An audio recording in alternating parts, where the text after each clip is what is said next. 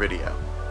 Today, I will be explaining a little bit about a few different things, one of which are aliens. Now, in the last video I did on this sort of thing was about the Earth, and not so much the Earth itself, but specifically the shape of the Earth, which, as we all know, or most of us don't know, but anyone who's seen that video knows, the Earth is in fact a pyramid. Also, as I stated in that video, space is not real. Space is just our atmosphere changing colors. So if space is not real, then where is it aliens come from exactly? That is what I want to talk about today. Now, aliens. When we think about aliens, we think about creatures from some far-off, distant planet that come here in their little ships, their flying saucers, or their strange cigar-shaped objects. But, in fact, aliens are something quite different. Aliens are not real. Aliens are all in our mind. Now, many people say that although we can't necessarily prove the existence of aliens, with the vastness of space, it's very likely that some planet somewhere must have life on it, right? Well, if space did in fact exist, I would be tempted to agree. But since there is no such thing as space, I feel like the likelihood of things coming from space and visiting our planet are very, very slim. How can something come from non-existence and visit us? But yet, if what I'm saying is true, then how is it so many people have claimed to see aliens, or if nothing else, unidentified flying objects, which many assume to be aliens, alien spacecraft? Well, the mind is a very, very powerful thing. You see, our brain, if mistreated or used in specific ways or altered in specific ways, can make us see things or hear things that aren't truly there. Now, I'm not saying everybody who has claimed to see aliens was hallucinating or lying or making it up. I'm not saying that at all. As a matter of fact, I do believe that a few, and I mean a few as in some, but not the majority, of people who have seen aliens possibly have actually seen a real flying object that they themselves could not identify, and it is possible that many people with an average to even advanced knowledge of flying objects could not identify the object that this person claimed to see. And that is because my thoughts on aliens are that the government, who wants us to believe in this round, ball, spherical Earth with a space outside of it so large and vast and enormous, so ripe for exploring and benefiting from. They want us to believe in that. And aliens might intrigue people a lot more than just some rocks floating out in the middle of nowhere. The thought of contacting another being completely unlike anything we have here on this planet, it's very interesting. So, you might be thinking, well, clearly the government didn't make up aliens because the government is hiding aliens from us. They don't want us to think aliens are true. And you're partly right. The government doesn't necessarily want us to believe in aliens. Not to the point where they themselves want to push the reality of there being alien life forms. Because to claim such a thing would need proof. And the government is better at faking proof than you can possibly imagine. They faked proof for many, many things that people just tend to believe. So they could fake proof for aliens and people would buy it. Guaranteed. But they don't want to do that. Because then people would want to speak to the aliens. And there are no aliens to speak to. There is not even a possibility of there being aliens to speak to because there is no space. But just planting little seeds of imagination in people's minds, without giving them complete evidence or fact, just planting the seeds there, allows them to cement the idea of space existing just a little bit more.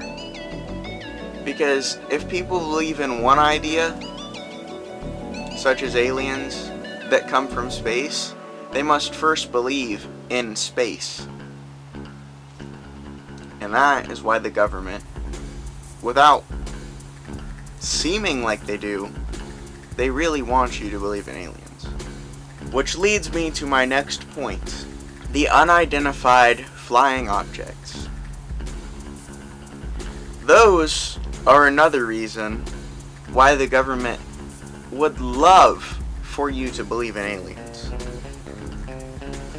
They want all their top secret military equipment, their drones, the things that fly way overhead, they can spy on other countries, they can spy on our country, the things that can drop bombs on people without the people even being able to hear the plane that's dropping the bomb. Things that, honestly, I can't even imagine. The government is 10 steps ahead of what we think they are. And calling some ship, some plane, some spy drone that they've came up with unidentified and letting people think it came from another planet somewhere, that just helps them hide what they're doing. Their little shady actions that are going on. if there's some massive ship flying over a state and just slowly gliding on through, taking its sweet time, what do you think it's doing? Is it plotting an attack? Is it spying? Could it be listening in? Could it be looking at electronic signals, Wi-Fi, any of that? It could be doing anything. Especially if it's so close that people can see it and take pictures or videos or anything else of it. And if we knew that it was the government doing that, we might maybe be a little bit mad about it. And they don't want us mad. They don't want us mad at them. They want us mad at their puppets that they put up to bicker with each other and divide the people.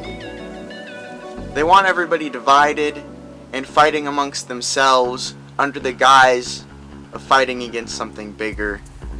But really they're just dividing themselves in smaller and smaller groups. And nobody realizes it. It's all, this person's wrong, that person's wrong, he said, she said. Nobody's looking at the big picture. So, aliens are not real in the sense that they are beings from another planet. But aliens are very, very real as a tool of control and manipulation and brainwashing. Now, things like Bigfoot and those sort of things, Mothman, Chupacabra, any of those sorts of things, they're iffy. I can't quite say whether they are real or fake. I can't think of a reason why the government would want some of these smaller ones around. And my thoughts about those are either A, and this is the most unlikely one, is that they are actually true and have just not been proven yet. Or B, it's just word of mouth, rumors, or missightings, those sorts of things. But for the bigger ones, the larger scale cryptids, I guess you would call them, like Bigfoot, for example, there could be some sort of reason why they would want Bigfoot in a similar way that they would want aliens. It benefits them. Why though? Well, Bigfoot lives in the forest, alright? The forest is his home, like the places where there are not very many people. That is where Bigfoot lives. Now, what is happening to forests and wooded areas across the world? They're being destroyed. Okay? Now what are they being destroyed for? Wood, paper, all that kind of thing. Heck, even you gotta clear out space to build your cities, your buildings. You gotta clear out space to do things like mining for gold, diamonds, coal, oil. Land is a valuable resource in general. Anything that lives needs a place to live. That is just a fact. They have realized something about what they're doing, or what they're letting people do. Destroying nature kills nature, believe it or not. And as much as us humans would love to be part of some man-made machine, we're not. We're a living organism. We're not a robot. So killing other living organisms does affect us. So, by having some sort of mythical creature out in the middle of nowhere that calls that home, and is big enough and dangerous enough to mess with people, injure people, rip them limb from limb, disembowel them, and throw their body parts throughout the trees. That might deter people from messing around. And it might bring another group of people an interest in the wilderness, and let them go explore and see the beauty of nature in an attempt to find this mythical creature. So by believing in Sasquatch,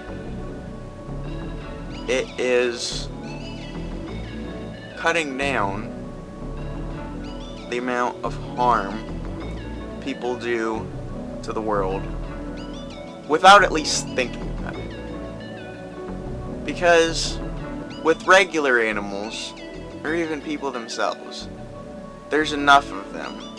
Alright, you think, heck, I see those every day, or I could go somewhere and find one of those real easy. They're disposable. There's plenty of them. But if you've never seen something in your entire life, and then all of a sudden you catch a glimpse of it, or you think you have the opportunity to, it's so rare, it is so valuable, you don't want to ruin your chances of seeing it.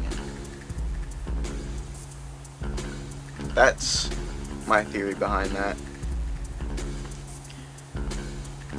Aliens cover up their spying and warfare.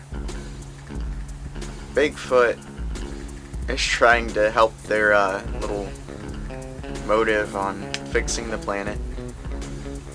When really, their greed, the government's greed, money hungriness, is what was destroying the planet to begin with. But I think they've realized that they can't kill everybody else off and take their money without also killing themselves off. As powerful as money makes them, it does not make them immortal. It does not make them immune. If anything, it makes them delusional. To end this video, I think I would like to leave you with a little thought. And that is, as crazy as an idea or something someone says may seem, as far-fetched and out there as you may think it is, and as untrue as it may be, or as true as it could very well be, this falls on both ends. It could be completely true, it could be completely false. It doesn't matter. It doesn't make a difference. The difference between true and fake. What matters, what really matters, as far as what people say they have seen or believe, isn't the true or false, because none of us know. None of us know for a fact What is real and what is fake? We don't know anything. The only thing that matters is why they think the things they think. What makes them think? What is their reasoning behind thinking the things they think? Does it make sense why they think the things they think? Is there a point to it? That's what you ought to think about. Not whether it's true or false. Thank you for watching. Goodbye.